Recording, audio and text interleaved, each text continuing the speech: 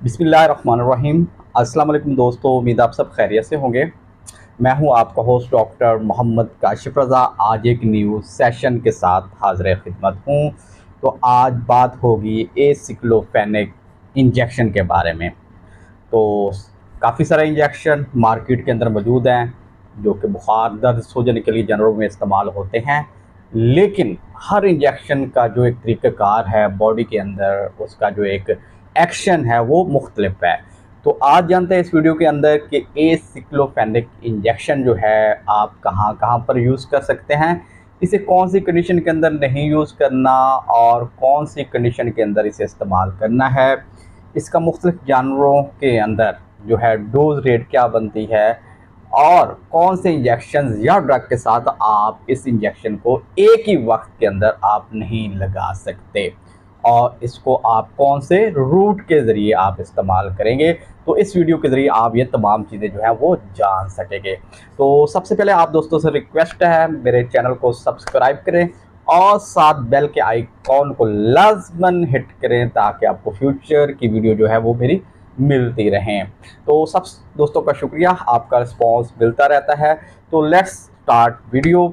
दोस्तों, aceclofenac injection basically एक non steroid anti inflammatory drug है। तो ये आप जानवर के अंदर किसी भी किस्म के बुखार दर्द सूजन, किसी भी मसल पेन के लिए आपने कोई सर्जरी की है, सर्जरी के बाद जो पेन होती है उसके लिए आप जो है इसको जो है वो बिला झिझक इस्तेमाल कर सकते हैं।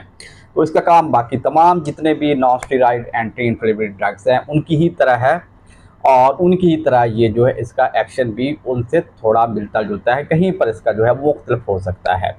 तो एसिक्लोफेनेक इस जो साल्ट है पाकिस्तान के अंदर, ये एसजेजी जो कंपनी है उसने फिवोनिल के नाम से जो है इसको लॉन्च किया हुआ है और उसके अलावा एक्लोवान के नाम से नवान लेबॉरेटरीज़ ने इसको लॉन्च किया हुआ है। और इसके अलावा सेलमोर का भी एक प्रोडक्ट है, मुझे गलबन उसका नाम याद नहीं है, लेकिन सेलमोर जो फार्मा है लोकल जो पाकिस्तान की कंपनी है उसने भी इस फार्मूले के अंदर एक इंजेक्शन को जो है वो लॉन्च किया हुआ है।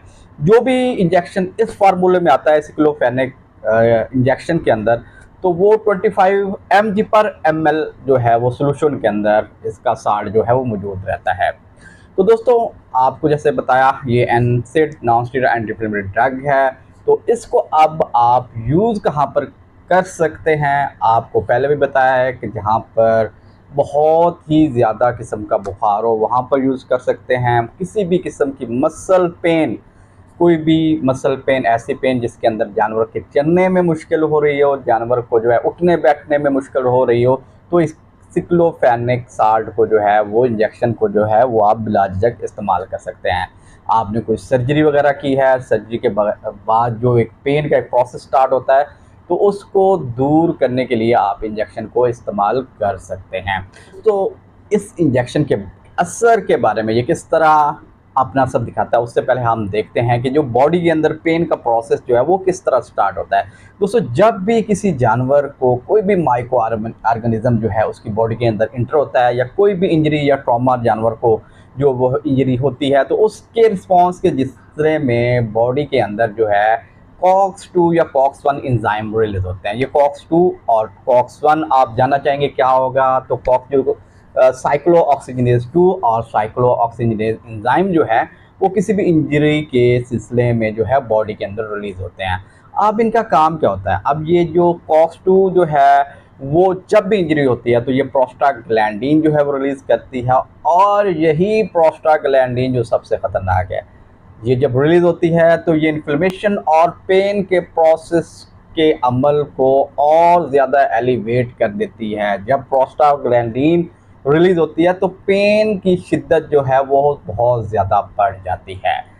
तो अब ये जो एसिक्लोफेनेक साल्ट है इसका क्या काम है, जब आप इसे बॉडी के अंदर लगाते हैं तो ये सबसे पहले कॉक्स एंजाइम को जो है वो इनहिबिट कर देता है। तो इसे हम कॉक्स-2 इनहिबिटर का नाम भी देते हैं। तो जब कॉक्स-2 इनहिबिट हो जाता है तो अल्टीमेटली बात है कि बॉडी के अंदर जो प्रोस्टाग्लैंडिन है उसकी भी इनहिबिशन हो जाती है। तो इनहिबिशन होने की वजह से जो मज़ीद जो दर्द का प्रोसेस है जो आगे बढ़ता जा रहा था वो रुक जाता है, बल्कि जो पहले भी दर्द हो गया वो भी ख़त्म हो जाता है। तो एसिक्लोफेनिक जो साल्ट है इसका काम जो है पेन को रिलीव करना by inhibiting COX-2 enzyme body के अंदर। तो दोस्तों ये था इसका मैकेनिज्म ऑफ एक्शन कि किस तरह ये बॉडी के अंदर पेन को या इन्फ्लेमेशन को जो है वो एलिवेट करता है।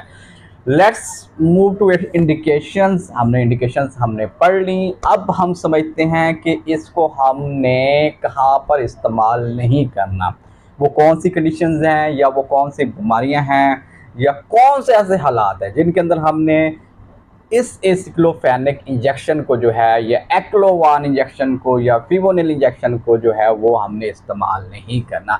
दोस्तों यहाँ पर भी बॉडी के अंदर किसी भी हिस्से के अंदर इंटरनल ब्लीडिंग हो रही हो, गैस्ट्रो इंटेस्टाइनल ट्रैक्ट के अंदर इंटरनल ब्लीडिंग हो रही हो या अल्सर का बॉडी के अंदर कहीं भी मामला हो, खासतौर पर GIT ट्रैक्ट के अंदर अल्सर का मामला हो, तो वहाँ पर उसको ट्रीट करने के लिए, उसकी पेन को रिलीव करने के लिए आपने जो है वो एसिक्लोफेनिक जो साल्ट है उसको आपने यूज़ नहीं करना। उसकी मैं रीज़न बताता हूँ आपने यूज़ क्यों नहीं करना। आप जब एसिक्लोफेनिक साल्ट लगाते हैं तो ये मज़ीद जो गैस्ट्रिक इरिटेशन है उसको इंक्रीज़ कर देता है, तो उससे जो अल्सरेशन का और ब्लीडिंग का प्रोसेस जो है वो और ज़्यादा वर्स हो जाता है, वो और ज़्यादा ख़तरनाक हो जाता है। तो वहाँ पर आपने हमेशा ज़हन में रखना है कि आपने जो है एसिक्लोफेनिक साल्ट को इस कंडीशन के अंदर बिल्कुल इस्तेमाल नहीं करवाना। अब नेक्स्ट चलते हैं, नेक्स्ट कौन सी कंडीशन है दोस्तों। ऐसी कंडीशंस है, ऐसी बीमारियां जिनके अंदर जानवर का लीवर डैमेज होता है या किडनी डैमेज होने के चांस बहुत ज़्यादा होते हैं। काफ़ी सारी बीमारियां हैं, आपके ज़हन में भी आ रही होंगी, जिनके अंदर रीनल फंक्शन डिस्टर्ब होता है, और काफ़ी सारी बीमारियां ऐसी हैं जिनके लीवर डैमेज हो जाता है। ख़ास तौर पर ये आपका लीवर फ्लू के केसेस हैं, आपके पॉइजनिंग के केसेस हैं जाके, और रीनल फंक्शन जिसका आपका काफ़ी सारे जिस तरह कॉपर पॉइजनिंग है, कॉपर टॉक्सिसिटी है। तो इस कंडीशंस के अंदर आपने कोशिश करना है कि आपने मज़ीद लीवर और किडनी को डिस्टर्ब नहीं करना। तो वहाँ पर आप जो है आप नसीहत की ज़रूरत पड़ती भी है तो आपने एसिक्लोफेनिक साल्ट को जो है वो आपने इस्तेमाल नहीं करवाना। उसके अलावा आपने कौन सी जगह पर नहीं कराना, ऐसे जानवर जिनके अंदर डिहाइड्रेशन बहुत ज़्यादा हो गई हो। आप फील्ड के अंदर काफ़ी केसेस देखते हैं, डायरिया के केसेस देखते हैं, या हीमोग्लोबिन यूरिया, चाहे उसका वजह कोई भी हो, चाहे वो प्रोटोजोल हो, चाहे बैक्टीरियल हो, चाहे वो मेटाबॉलिक हो, तो उसके अंदर भी डिहाइड्रेशन का जो अमल है वो बहुत ज़्यादा हो जाता है। तो उस कंडीशन के अंदर अगर आपको ज़रूरत पड़ गई है कि आपने जो है एंटीपायरेटिक या एनाल्जेसिक यूज़ करवाना है, तो उस कंडीशन के अंदर आपने ज़हन रखना है कि डिहाइड्रेशन के जहाँ पर डिहाइड्रेशन होगी वहाँ पर आपने एसिक्लोफेनिक साल्ट को जो है वो वहाँ पर आपने इस्तेमाल नहीं कराना। अगर आप ऐसा करेंगे तो इससे जो है कंडीशन और वर्स हो सकती है। तो ये चंद एक कंडीशंस थी जिनके अंदर आप जो है ये एसिक्लोफेनिक साल्ट जो है वो कंट्राइंडिकेटेड है, वहाँ पर आपने एसिक्लोफेनिक इंजेक्शन को आपने जो है वो बिल्कुल कतई ही नहीं लगाना। तो अब चलते हैं दोस्तों कि क्या आप प्रेग्नेंट जानवर के अंदर आप लगा सकते हैं। दोस्तों इसकी जो एक यूज़ के बारे में, ख़ास तौर पर प्रेगनेंसी के अंदर ये कंट्रोवर्शियल कंडीशन है। एक इसके मुख्तलिफ जो है मुख्तलिफ रिसर्च में इसके बारे में मुख्तलिफ चीज़ें बयान की गई हैं। तो ज़्यादातर जो मैं आपको बताऊं कि आपने अगर आपका जानवर जो है फर्स्ट ट्राइमेस्टर के अंदर है, पहले 3 से 4 महीने के अंदर प्रेग्नेंट है, तो कोशिश करें कि आप एसिक्लोफेनिक जो है वो साल्ट जो है वो ना लगाएं। तो इससे जो है वो जेनिटल डिसऑर्डर जो हैं वो क्रिएट हो सकती हैं, वो डेवलप हो सकती हैं। तो इस कंडीशन के अंदर आप कोशिश करें कि प्रेग्नेंट जानवर के अंदर, ख़ास तौर पर जो प्रेग्नेंट फीमेल है, चाहे वो हार्स है, चाहे वो बिच है, चाहे वो कैम्बल है, चाहे वो कौ है, चाहे बफ, चाहे शीप, चाहे गोट, कोई भी है, तो आपने फर्स्ट ट्राइमेस्टर जो है उनका जो फर्स्ट ट्राइमेस्टर बनता है तो उस कंडीशन के अंदर आपने जो है एसिक्लोफेनिक साल्ट को आपने बिल्कुल ही नहीं लगाना। तो ये थी प्रेगनेंसी जो कॉन्ट्राइंडिकेशंस हैं जानवरों के अंदर फर्स्ट ट्राइमेस्टर के अंदर। कोशिश करें कि आप जो है अपने जानवर के अंदर जो जेनेटिक प्रॉब्लम है, जेनेटिकली जो डिसऑर्डर्स आते हैं उनको बचाने के लिए आप जानवर में के अंदर जो है आप एसिक्लोफेनिक इंजेक्शन को जो है वो बिल्कुल इस्तेमाल ना करवाएं। अब दोस्तों चलते हैं कि आप कौन सी ड्रग्स ऐसी हैं जिनको हम इस एसिक्लोफेनिक जो इंजेक्शन है उसके साथ एक ही वक्त के अंदर नहीं लगा सकते। एक ही वक्त का क्या मतलब है? मिसाल के तौर पर कोई जानवर बीमार हो गया, आप वहाँ पर फिवोनिल का इंजेक्शन गर्दन की एक साइड पर लगाते हैं। अब गर्दन की दूसरी साइड पे ऐसे कौन से इंजेक्शन होंगे, कंकरेंट जिसको हम बोलते हैं, वो आप जो है एक ही वक्त के अंदर वो इंजेक्शन नहीं लगाएंगे। आप जब देखेंगे आप फिवोनिल लगा रहे हैं या एक्लोवान लगा रहे हैं या कोई भी प्रिपरेशन जो एसिक्लोफेनिक साल्ट के अंदर आपने गर्दन की एक साइड पे लगाई हुई है, तो आप अब गर्दन की दूसरी साइड पे आप कोई भी नसेड़, खास तौर पर दो जो मैं आपको एंटीपायरेटिक बता रहा हूँ, कीटोप्रोफेन और मलाक्सीकेम को, मतलब आपने ना तो कीटोजेक्ट लगाना है और ना ही दूसरी साइड पे जो है आपने मलाक्सीकेम विटाफेनिक जो कि ब्रांड नेम है या मिलॉक्सन है, आपने इसको एक साथ आप नहीं लगाएंगे। अगर आप लगाएंगे तो इससे जो गैस्ट्रिक इश्यूज जो है वो और ज़्यादा गंभीर हो सकते हैं और किडनी के भी फेल होने का चांस बन सकता है। और उसके अलावा आप किसी भी खास तौर पर ये कार्टिकोस्टेरॉइड जिसके अंदर डेक्सामेथासोन आता है, प्रेडनिसोलोन आता है, उसको जो है आप एक वक्त के अंदर आप एक साइड पे अगर आप लगा रहे हैं एसिक्लोफेनिक और दूसरी साइड पे अगर आप कार्टिकोस्टेरॉइड लगाते हैं, कोई भी प्रेडनिसोलोन या डेक्सा लगाते हैं, तो आप हरगिज़ न लगाइएगा।